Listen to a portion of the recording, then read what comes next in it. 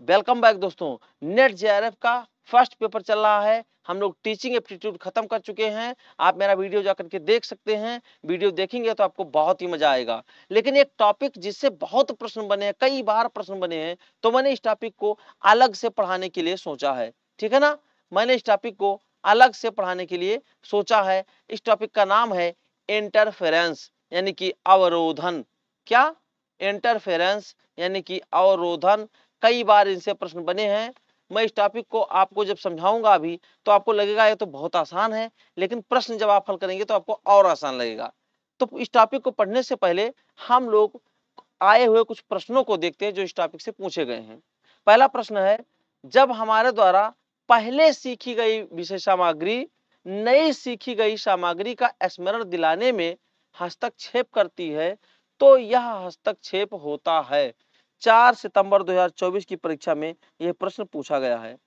ठीक है ना, इसका उत्तर अभी आप जान जाएंगे, मुझे बताना नहीं पड़ेगा। आगे चलते हैं। एक प्रश्न और देखिए, जनवरी 2025 का जो पेपर हुआ है उसमें पूछा गया है। प्रश्न को पढ़िए। पिछली सामग्री के हस्तक्षेप के कारण नई सामग्री, या नई होना चाहिए, नई सामग्री को पुनः प्राप्त करने में किस प्रकार का हस्तक्षेप कठिनाई को संदर्भित करता है। ठीक है ना, आप आराम से प्रश्न को पढ़िए, फिर इसके विकल्प को देख लीजिए। आगे अभी जब मैं टॉपिक पढ़ाऊंगा तो आपको ये प्रश्न अच्छे से समझ में आएंगे और इनका उत्तर भी आपको समझ में आ जाएगा। ठीक है, तो हम लोग आगे चलते हैं। अब सबसे पहले समझते हैं कि इंटरफेरेंस मतलब होता क्या है, यानी अवरोधन क्या है। तो जब एक अधिगम यानी कि लर्निंग, स्मृति का प्रभाव यानी कि कुछ सीखा हुआ ज्ञान का प्रभाव दूसरे अधिगम या स्मृति को बाधित करता है तो इसे अवरोधन कहते हैं।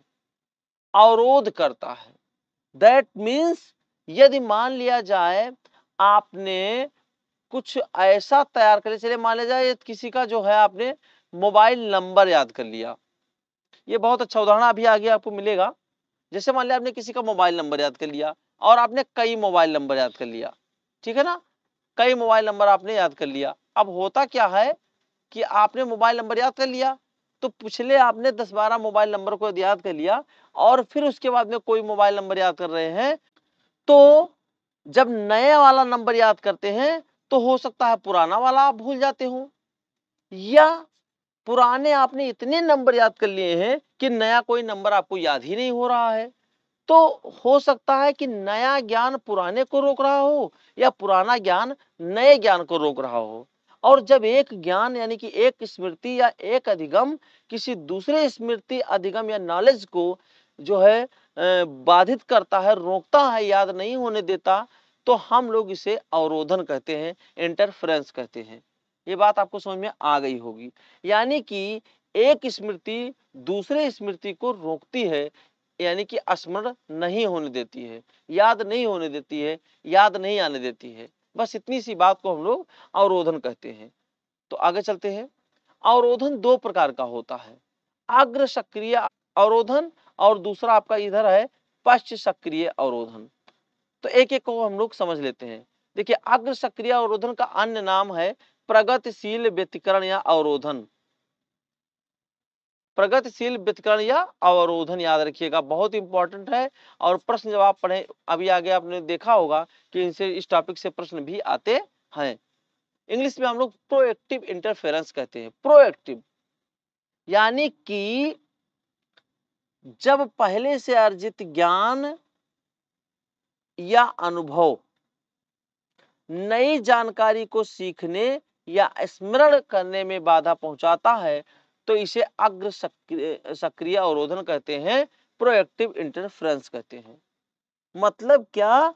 मतलब वही बात कि जब पुराना अधिगम नए अधिगम को अवरुद्ध करता है। जैसे कि हमने पुराना मोबाइल नंबर को बहुत बार याद कर लिया, बहुत सारे मोबाइल नंबर याद कर लिए, तो अब नया नंबर हमको याद ही नहीं होता है। या ऐसा कहते हैं कि जैसे मान लिया जाए हम लोग भोजपुरी क्षेत्र में रहने वाले हैं, मान लिया जाए हम लोग भोजपुरी क्षेत्र के रहने वाले हैं और हम लोग पहुंच गए पंजाबी वाले क्षेत्र में जहां पंजाबी भाषा बोली जाती है। समझ पा रहे हैं? अब हुआ क्या कि आपने पंजाबी भाषा को सीखा तो, लेकिन बीच बीच में आप लोग भोजपुरी बोल दे रहे हैं। तो यानी कि पहला ज्ञान जो आपका भोजपुरी था, वो दूसरा ज्ञान यानी कि पंजाबी को सीखने में डिस्टर्ब कर रहा है। या यूं कहूं कि भोजपुरी के कारण अभी आप पंजाबी सही से नहीं सीख पा रहे हैं, बीच बीच में भोजपुरी के शब्द आप बोल देते हैं। तो पहला अधिगम जो था वो दूसरे अधिगम को अवरुद्ध करता है, यानी कि जो आप नया सीखना चाहते हैं उसमें वो बाधा बनता है। तो इसी को कहेंगे प्रोएक्टिव इंटरफेरेंस, यानी कि अग्र सक्रिय अवरोधन।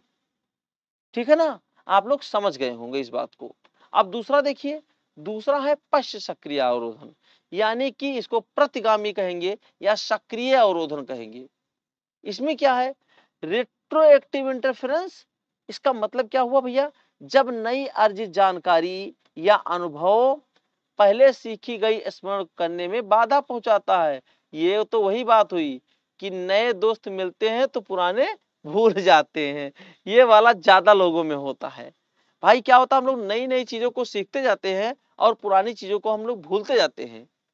ठीक, तो हम लोग ये मानते हैं कि नई जानकारी आने के बाद हम पुरानी जानकारी को याद नहीं कर पा रहे, पुरानी यादों को याद नहीं कर पा रहे हैं। तो इसको पश्च सक्रिय अवरोधन कहेंगे, पश्च सक्रिय अवरोधन कहेंगे। अर्थात नया अधिगम पुराने अधिगम को अवरुद्ध करता है। अब फिर वही बात आई कि जैसे हमने मोबाइल नंबर याद किया, नया मोबाइल नंबर याद किया और पुराना मोबाइल नंबर हम लोग भूल गए। समझ पाए? तो इस तरीके से ये अग्र सक्रिय अवरोधन और पश्च सक्रिय अवरोधन दोनों होते हैं। काफी इंपॉर्टेंट टॉपिक हैं, कई बार प्रश्न पूछे गए हैं। अब आप लोग इन प्रश्नों का उत्तर यहाँ बता सकते हैं जो हमने पहले पूछा था। पहले पूछा था उसको आप बता सकते हैं। पहला प्रश्न था कि जब हमारे द्वारा पहले सीखी गई विषय सामग्री नई सीखी गई सामग्री का स्मरण दिलाने में हस्तक्षेप करती है या अवरोध करती है, तो यह हस्तक्षेप क्या कहलाएगा? यानी कि पहले सीखा हुआ ज्ञान नया नहीं सीखने दे रहा है, तो हम लोग इसको कहेंगे अग्र सक्रिय अवरोधन। समझ पाए? हाँ बिल्कुल भाई, समझ गए होंगे। दूसरा क्वेश्चन वही सेम क्वेश्चन है और इसमें भी उत्तर आपका होगा अग्र सक्रिय अवरोधन। पिछली सामग्री नई सामग्री को नहीं सीखने दे रही है। अब इसको हम लोग शॉर्ट फॉर्म में यदि याद करना चाहें तो बहुत अच्छे से याद हो जाएगा कि देखिए, अगर आपका प्रोएक्टिव है, प्रोएक्टिव कह रहे हैं तो पास्ट प्रेजेंट को रोकता है, यानी कि पहले सीखी गई सामग्री दूसरी सीखी जो सामग्री हम सीख रहे हैं उसे नहीं सीखने दे रहा, उसको रोक रहा है। और रेट्रोएक्टिव यानी कि पश्च सक्रिय अवरोधन का मतलब हुआ जो अभी रिसेंट में हम लोग सीख रहे हैं वो पुराने को याद नहीं आने दे रहा है। ठीक है, तो ये बहुत ही अच्छा टॉपिक था और मैंने बहुत मन से आपको बता दिया है। अब आप इसको समझ गए होंगे और प्रश्नों को सॉल्व करते रहिए। कोई टॉपिक समझने में ना आए तो आप उसे मुझे कमेंट कर दिया करिए, मैं आपके लिए बहुत ही अच्छी तरीके से जो है उसका सॉल्यूशन लेकर के आऊंगा। नया टॉपिक हमारा शुरू होने जा रहा है शोध। इससे भी प्रश्न बहुत बनते हैं, भैया वीडियो का इंतजार कीजिए। यदि आप लोग कहेंगे तो मैं लाइव क्लास भी लेने के लिए तैयार हूं, लेकिन अभी थोड़ा समय लगेगा। तब तक आप वीडियो को देखिए, अपना नोट्स प्रिपेयर करिए और प्रैक्टिस सेट हल करते रहिए। और हो सके तो हमारे चैनल पर एक कमेंट जरूर कर दिया करिए। ठीक, तो दोस्तों ये रहा आज का क्लास। मिलता हूं नेक्स्ट वीडियो में, तब तक के लिए जय हिंद।